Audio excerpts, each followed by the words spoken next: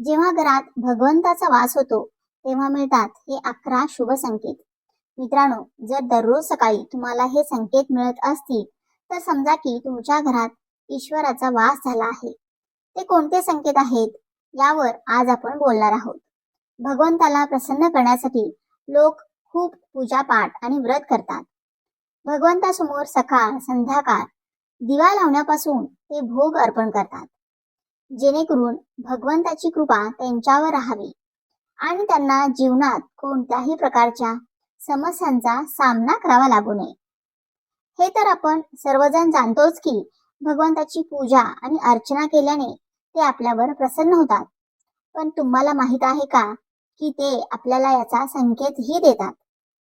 चला जाणून घेऊया त्या संकेतांबद्दल, जे तुम्हाला सांगतात की भगवंताची विशेष कृपा तुमच्यावर आहे. मित्रांनो, जेव्हा तुम्ही पूजा पाठ करता तेव्हा ईश्वराचा वास तुमच्या घरात होतोच. तो प्रत्यक्ष स्वरूपात असतो किंवा अप्रत्यक्ष स्वरूपात. जेव्हा ते घरात वास करतात तेव्हा तुम्हाला जाणवतोच. अनेक वेळा तुम्ही त्यांना पाहतही असाल. अनेकदा असं होतं की भगवंत तर तुमच्या घरात वास करतात, पण तुमच्या काही चुकांमुळे ते परत निघून जातात. तुमच्या काही कर्मांमुळे ते निघून जातात. कारण त्यावेळी अनेक लोक ही चूक करतात.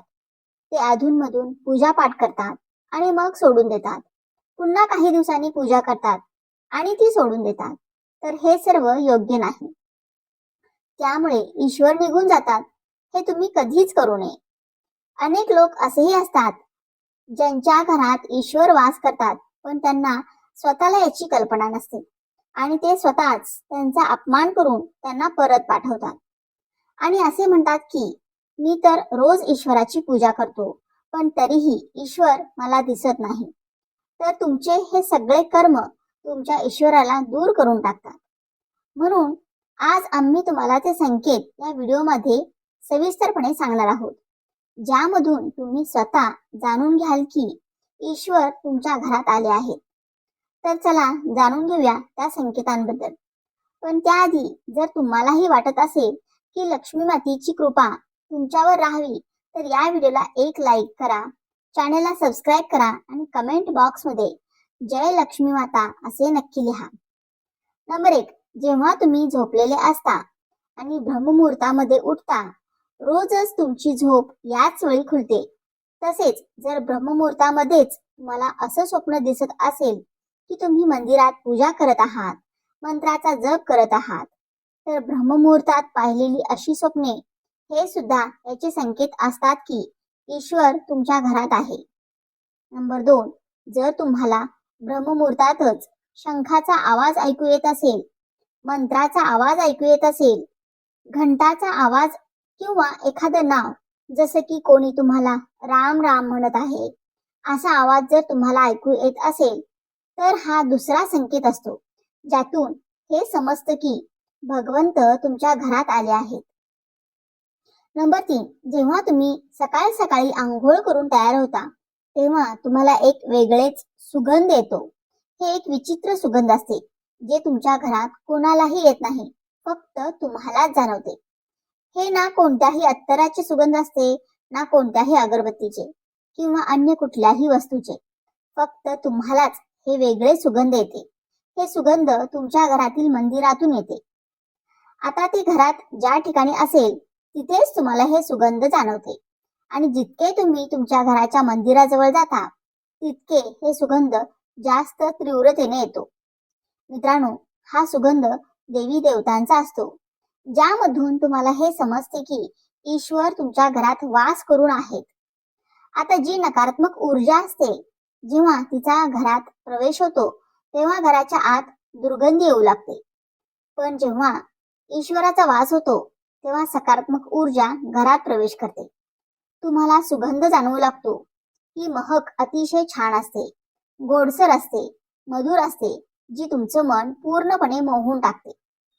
नंबर 4, जेव्हा तुम्ही पूजा करायला जाता तेव्हा त्याच वेळी जर एखादा जीव म्हणजेच कुत्रा, मांजर, गाय किंवा इतर कुठल्याही व्यक्ती, भिक्षुक तुमच्या दाराशी येतो आणि हे तुमच्यासोबत आठवड्यातून 3 ते 4 वेळा सतत होत असेल की तुम्ही पूजा करत असतानाच ते येत असतील, तर याचा अर्थ असा आहे की ईश्वर तुमच्या घरात टकटक करत आहे, त्यांचे आगमन होत आहे. कारण जी गाय असते ती सुद्धा मातेचे स्वरूप मानले जाते. ते कुत्रा भैरव बाबांचे प्रतीक मानला जातो. किंवा एखादा याचक येतो तर तोही ईश्वराच्या एखाद्या ना एखाद्या रूपात येतो. त्यामुळे आपण कधीही त्यांना हटकावू नये, उलट त्यांना तृप्त करायला हवे, म्हणजे त्यांना अन्न द्यायला हवे, त्यांचा सन्मान करायला हवा. पैशांचं किंवा इतर कोणत्याही गोष्टीचं दान करणं वेगळी गोष्ट आहे, पण सर्वात मोठं दान अन्न पाण्याचं मानलं जातं.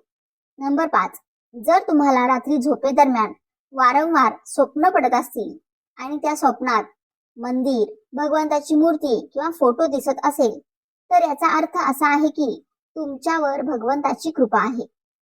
अनेक वेळा असं होतं की तुम्ही एखादी गोष्ट घ्यायला पुढे जाता, पण घेतानाच मनात काही शंका येते. सर्व काही योग्य असूनही काहीच असं होतं की आपल्याला तो निर्णय घेण्यापासून मन थांबवतं. याचा अर्थ असा मानला जातो की तुमच्या सोबत एखाद्या दैवी शक्तीचा आशीर्वाद आहे. नंबर 6, ज्यांच्यावर भगवंताची कृपा असते ते श्रीमंत असो किंवा गरीब, त्यांना प्रत्येक ठिकाणी सन्मान मिळतो. जर कोणाला कमी मेहनतीतही यश मिळत असेल तर ही भगवंताच्या कृपेचीच खूण आहे. भगवंत त्यांना सर्व अडचणींपासून वाचवतात. ज्यांच्यावर भगवंत प्रसन्न असतात ते प्रत्येक परिस्थितीत आनंदी राहतात. त्यांच्या जीवनात कितीही दुःख का असेना, ते नेहमी आनंदीच राहतात. त्यांना कधीही कोणत्याही अडचणींपासून भीती वाटत नाही. ते प्रत्येक संकट सहजतेने पार करतात. नंबर 7, घुबड दिसणं हे शुभ मानलं जातं. हिंदू धर्मात घुबडाला खूप महत्वाचे स्थान दिलं गेलं आहे. घुबडाला माता लक्ष्मीचं वाहन मानलं जातं. म्हणून जर तुम्हाला कुठे घुबड दिसलं तर हे एक अत्यंत शुभ संकेत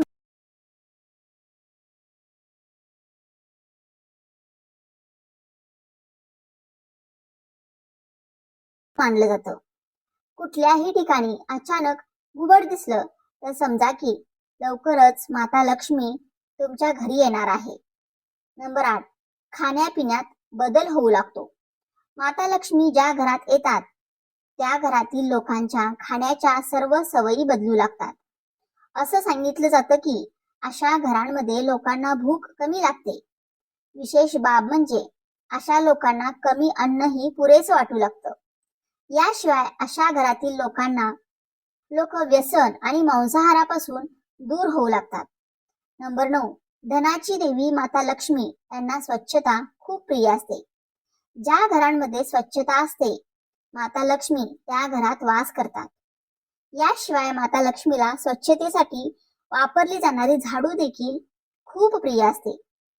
असं सांगितलं जातं की सकाळच्या वेळी कुठे जात असताना जर तुम्हाला एखादा व्यक्ती घराबाहेर झाडू मारताना दिसला तर हा खूप शुभ संकेत असतो. नंबर 10, शंखांचा आवाज शुभ संकेत देतो. हिंदू धर्मात शंखाला एक महत्वाचं स्थान दिलं गेलं आहे. एवढंच नाही तर शंखाचा आवाजही खूप शुभ मानला जातो. म्हणूनच कुठल्याही शुभ प्रसंगी होणाऱ्या पूजापाठात शंख वाजवला जातो. जर सकाळी उठल्यावर तुम्हाला शंखाचा आवाज ऐकू आला तर हा एक शुभ संकेत असतो. असं मानलं जातं की सकाळी उठल्यावर शंखाचा आवाज ऐकू येणं हे तुमच्या घरी माता लक्ष्मीच्या आगमनाचे लक्षण असतं. नंबर 11, जर तुम्हाला सलग 3 दिवस घरातून बाहेर पडताना नीलकंठ पक्षी दिसला तर समजा की भगवंतानी तुमचं ऐकलं आहे. तुमची लवकरच एखादी मोठी मनोकामना पूर्ण होणार आहे. नीलकंठ पक्षी दिसणं हे महादेवाच्या कृपेचे लक्षण असतं. जर तुमच्या घरासमोर वारंवार पांढरी गाय यायला लागली किंवा एखाद्या दिवशी पांढरी गाय तुमच्या घरासमोर येऊन तिच्या वासराला दूध पाजू लागली तर हे देवी देवतांची तुमच्यावर कृपा असल्याचं स्पष्ट लक्षण आहे.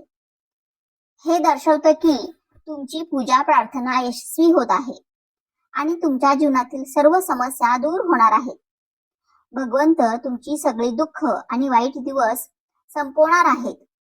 नंबर 12, जर घराच्या मुख्य दरवाजाजवळ चिमणी घरटं बांधत असेल तर हे खूप शुभ संकेत असतो. हे याचं प्रमाण आहे की तुमची पूजा यशस्वी झाली आहे. चिमण्या आणि त्यांच्या पिलांना चुकूनही त्रास देऊ नका. उलट त्यांच्यासाठी दाना पाणी ठेवा.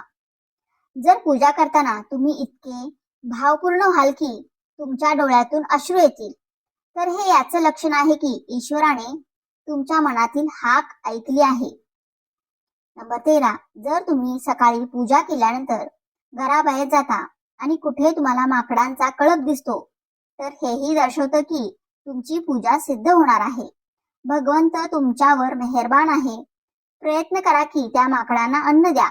जर तुमच्या घरात कोणत्याही अगरबत्ती, रूम स्प्रे किंवा कृत्रिम सुगंधाशिवायही घरात सुगंध आणि ताजेपणा जाणवत असेल, तर हे समजा की तुमच्यावर ईश्वराची कृपा आहे आणि लवकरच तुमचे दिवस पालटणार आहे.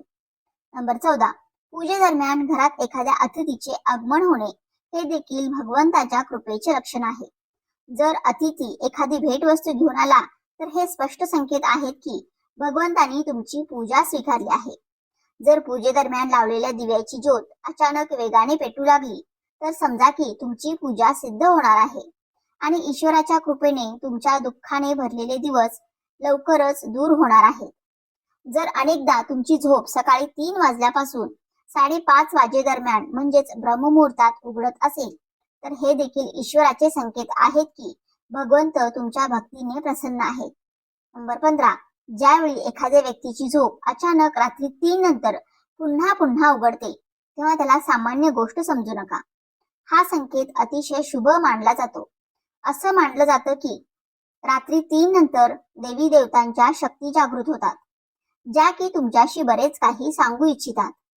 अशा वेळी तुमचं पुन्हा पुन्हा 3 नंतर उठणं यशस्वी होण्याचं लक्षण असतं. त्याच वेळी रात्री 3 नंतर देवी देवतांकडून मागितलेलं वरदान कधीच व्यर्थ जात नाही. ईश्वर तुमची प्रार्थना नक्कीच ऐकतात. नंबर 16, जर तुम्हाला तुमच्या सर्व स्वप्नांमध्ये उंच उंच पर्वत दिसत असतील आणि तिथून वाहणारा झरा तुम्हाला दिसत असेल आणि तुम्ही त्या जलाचं सेवन करत असाल, तर नक्कीच तुम्हाला यश नक्की मिळतं. जर तुम्ही तुमच्या शिक्षणाचा योग्य उपयोग करून कुटुंब चालवत असाल, तर हे ईश्वरी कृपेनेच शक्य आहे. जगात अनेक असे लोक आहेत जे सुशिक्षित असूनही शिक्षणाचा योग्य उपयोग करू शकत नाहीत. ज्यांची तब्येत चांगली राहते त्यांच्यावर ही परमेश्वराची विशेष कृपा असते. तब्येत बिघडल्यामुळे फक्त शरीरावरच परिणाम होत नाही, तर मोठं आर्थिक नुकसानही होतं. म्हणूनच निरोगी शरीर असलेल्या लोकांनी स्वतःला भाग्यवान समजावं. जर तुम्हाला आयुष्यात योग्य जोडीदार मिळाला असेल, तर हेही परमेश्वराच्या कृपेनेच शक्य आहे. एक चांगला जीवनसाथी तुमचं संपूर्ण जीवन सुखमय बनवू शकतो. पण जर जोडीदार चांगला मिळाला नाही, तर पूर्ण जीवन भांडण आणि त्रासांमध्ये जातं. नंबर 17, जर एखाद्या व्यक्तीचं अपत्य आज्ञाधारक असेल, तर हेही परमेश्वराच्या कृपेचे लक्षण आहे. नाहीतर आजच्या युगात बहुतेक लोक आपल्या अपत्यामुळेच दुःखी आहेत. योग्य अयोग्य यामधील फरक करण्याची क्षमता ज्या लोकांकडे आहे, त्यांच्यावर त्यांच्या इष्टदेवांचा आशीर्वाद असतो. भगवंताचे दर्शन स्वप्नात घेणाऱ्या लोकांवर ही देवी देवतांची कृपा असते. नाहीतर परमेश्वराला पाहणं प्रत्येकासाठी शक्य नसतं. ज्यांचं रागावर नियंत्रण आहे, ज्यांचं मन शांत आहे, जो प्रत्येक परिस्थितीत स्थिर राहून निर्णय घेऊ शकतो, अशा लोकांवर ईश्वराचा हात असतो. म्हणूनच ते शक्य होतं.